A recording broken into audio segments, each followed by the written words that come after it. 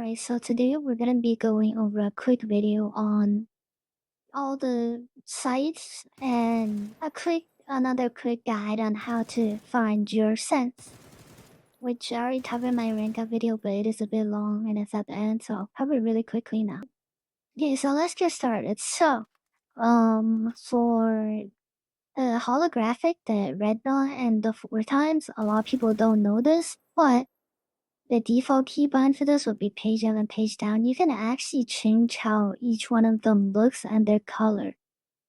I personally would recommend you changing the red dot and holographic to green because in my opinion it's a lot easier to see in most maps and terrains. And I would recommend you either run the red dot as it is. If you want to check out the other ones, there's some that look really cool. I wouldn't really recommend them. So I'm just used to using the dot. I would recommend you changing the red dot to the green dot and the holographic to also a green dot. To know, for the holographic, you can also change it to the big circle. Some people find that the recoil is easier because it's a bit bigger. Now, honestly, it's the same. I just like consistency. That's why I run 2 red dots. For the 4 times, there's 3 forms. There's the normal 4x, there's the arrow, and then there's the circle. I personally never seen anyone use the circle before. I tried it before. It's like it's a hit or miss. Sometimes when you're feeling it, it feels like you have aimbot. If you don't, it just looks really weird. And so I would usually go with the normal 4x or the arrow one, depends on how you.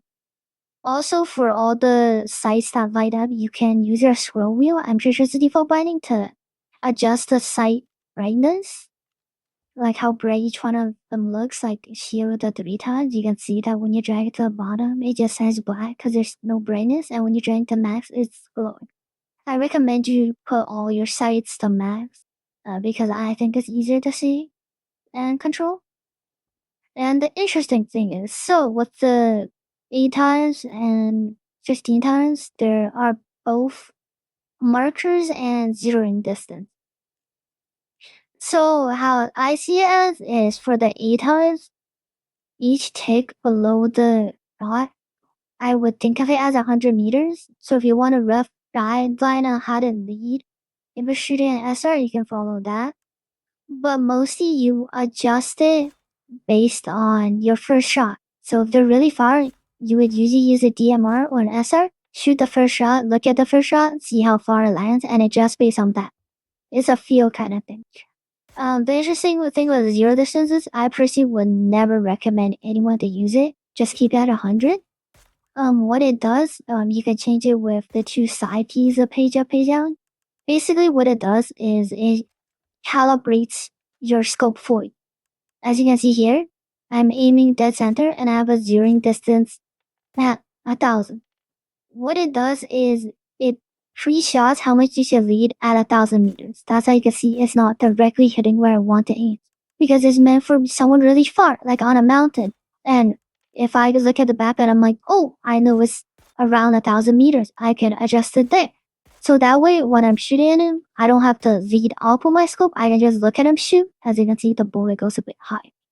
Personally, I would never do this because it messes a lot with your normal DMR typing. So I would just keep it at 100. Then you adjust based on that. Alright, and that was gonna be a quick segment, I think, for the how to find your sense. So I'm gonna make this really quick, but basically there are 2 types of sense. There's wrist sense and arm sense. Arm sense you have to drag down more. Wrist sense you drag down less. And it also depends on mouse space. Arm sense you need a bit more, wrist sense you need a bit less. So most of the pros, if you search up their DPIs and sense, they're all really low because they're all using big mouse pads and arm sense. What that means is it's a bit more control for DMR typing and recoil because you drag down more. Honestly, it's not for everyone. There are some pros, like you can check out Peril's Axis who use what I use, which is wrist sense, which is like really high DPI and sense. So you can test it out. You can search up some pro senses. Like I've tested out Tingleton's. I think it's too low for me and it's really hard. You could play around with it. You could try to start default and then go to the shooting range and test out with guns. If you're finding that you can't control it and it's going too high up, you can turn up the horizontal vertical multiplier. To note, I would only change your general sense if you feel like when you're like looking around and when you're flicking, if it's too high, you can turn it down. If it's too low, you can turn it high. So that's something to keep in mind. So you can always do a test. You should usually test with the red dot.